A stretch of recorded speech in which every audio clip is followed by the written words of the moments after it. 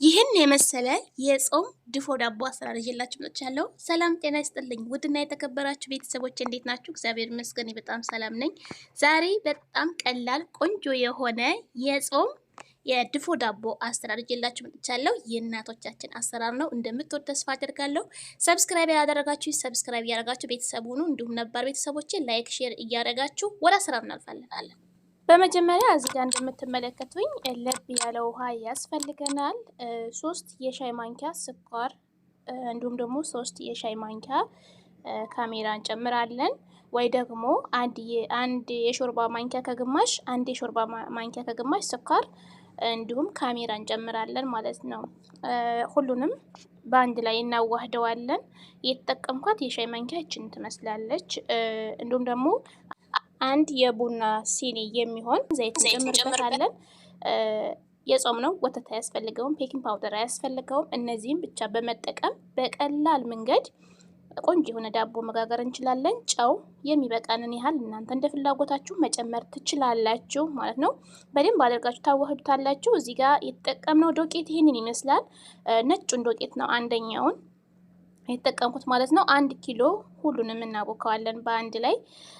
እዚህ ጋር ሁሉንም እንጨምርና በደንብ አድርገን፣ በነገራችን ላይ ዳቦ በደንብ መታሸት ይፈልጋል።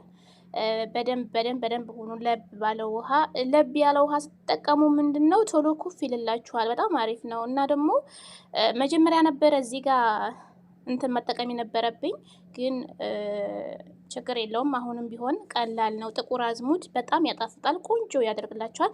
ድንብላል ካላችሁ ድንብላልም መጠቀም ትችላላችሁ። የድንብላል ዶቄት የዳቦ ቅመም ማለት ነው። እሱንም መጠቀም ትችላላችሁ። በደንብ አድርገን ዘይት እጃችሁን ነካ እያደረጋችሁ በደንብ ታሹታላችሁ። ይህንን ይመስላል። መጨረሻው እንደዚህ ሽፍን እናደርገውና ኩፍ እስከሚል ድረስ እንጠብቀዋለን። ቢያንስ ለ1 ሰዓት ወይ ደግሞ ለግማሽ ሰዓት እንዳየሩ ጸባይ ማለት ነው። ይህንን ይመስላል። ስናቦካ ከላይ ትንሽ ዘይት አልጨመርንበትም ነበረ። በደንብ ይይዛል። እንደዚህ ኩፍ ሲል በጣም ነው የሚያምረው ማለት ነው። ግን ዘይት ከላይ ከቀባችሁት እንደዚህ እንደኔ አይይዝባችሁም ማለት ነው። እንትኑ ከላይ የሸፈናችሁት ላስቲክ ላይ ልዝቅ ወይ ደግሞ ጥብቅ አይልባችሁም። የመጋገሪያ ሳህን ይቺን ትመስላለች። መካከለኛ ናት፣ በጣም ትልቅ አይደለም። ዘይት ተከታች እንቀባዋለን። በነገራችን ላይ የጋገርኩት በኮባ እንደ ሀገራችን ኮባ ሽታ እንዲመጣ ብዬ ግን በከስ እንትን በምንሰራው ማለት ሰላጣ ምናምን በምንሰራበት አለ አይደል? በሱ ነው የተጠቀምነው። ከታች ከስ በደንብ አጥበን ጎዝጉዘነዋል። ልክ እንደ ሀገራችን ድፎ ዳቦ ለመጋገር ነው ያሰብነው። ይሄንን ይመስላል። ከታች በደንብ አድርገን ካነጠፍነው በኋላ ያዘጋጀነውን ሊጣችንን ከዛ ላይ እናደርገዋለን። ከዛ እጃችሁን ትንሽ ዘይት ነካ እያደረጋችሁ እንደዚህ። በነገራችን ላይ ግን ከነ መዳፋችሁ እንትን ማለት የለባችሁም። በጣታችሁ ብቻ ነካ እያደረጋችሁ እንደዚህ ስተከልክል ታደርጉትና ከላይም እናለብሰዋለን መልሰን ከስ ማለት ነው። ወይ ደግሞ የሰላጣ ከስ የምንሰራው አለ አይደል? ሰላጣ ለሰላጣ የሚሆነው እሱን መጠቀም ትችላላችሁ። በተለይ አረቦች ቤት የምትሰሩ እህቶቼ ኮባ ላናገኝ እንችላለን፣ ባለው መጠቀም እንችላለን ማለት ነው። እንደዚህ ድቡልቡሏን አለች ከስ፣ እሷን የተጠቀምኩት። የቤታችሁ ያለውን ከስ መጠቀም ትችላላችሁ፣ ለሰላጣ የምንጠቀመውን ማለት ነው።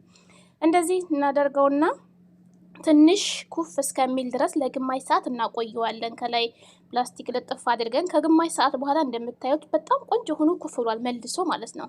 እንደዚህ ኩፍ ካልን በኋላ ከላይ አሁንም ቅጠላችንን እናደርጋለን። በደንብ አድርገን እናለብሰውና ኦቭን ውስጥ እናስገባዋለን። በ120 ዲግሪ ሴልሲየስ ያደረኩት ከታች ብቻ ለ40 ደቂቃ ቀስ ብሎ እኔ በሰለው። እኔ ከግሲር ከላይ ሸፍኘዋለሁኝ። አለመሸፈን ትችላላችሁ፣ ግን ስትሸፍኑት በጣም ቆንጆ ዳቦ ነው የሚሆነው። ከታች በደንብ ሆኖ በስሎልናል። ስለዚህ አሁን ከላይ ትንሽ ለ10 ደቂቃ ያህል ለኩሰዋለሁኝ ማለት ነው። ይህንን ይመስል ከ10 ደቂቃ በኋላ ይህንን የሚመስል በጣም ቆንጆ የሆነ ዳቦ እኔ አጠይቁኝ፣ የእውነት ነው ብላችሁ ቅጠሉን ራሱ መብላት ትችላላችሁ። የእውነት ሽታው፣ ጣዕሙ የአገራችን የድፎ ዳቦ ትክክለኛው አለ አይደል? ልክ እንደዛ ነውና ደግሞ ከላይ ግሲር ስለተሸፈነ በውሃ የበሰለ ዳቦ፣ በሳት የበሰለ ዳቦ ራሱ አይመስልም። በውሃ የበሰለ ዳቦ ነው የሚመስለው።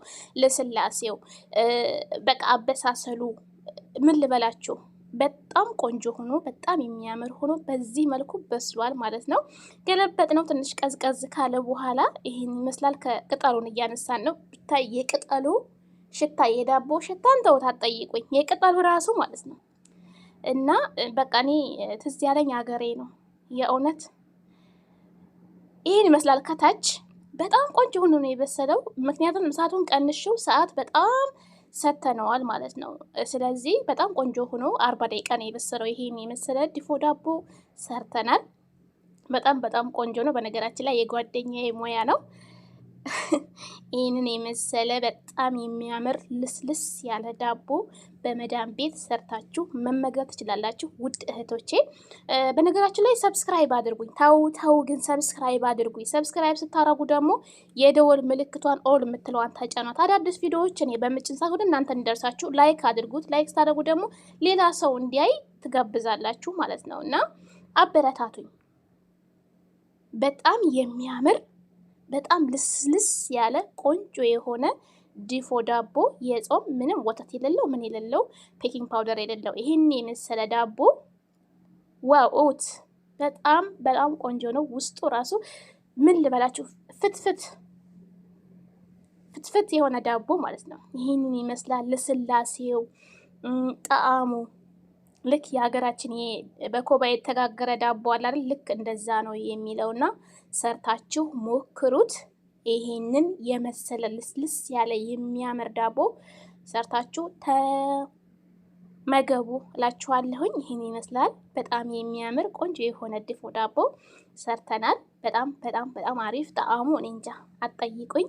ስሩትና መጀመሪያ ከዛም በኋላ ሀሳብ አስተያየታችሁን ኮሜንት ላይ አስቀምጡልኝ። ኮሜንት አነባለሁ።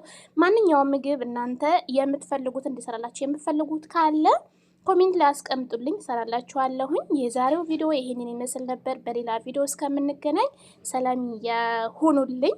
ሰብስክራይብ እያደረጋችሁ እንዲሁም ደግሞ ላይክ ሼር እያደረጋችሁ ባይ ባይ።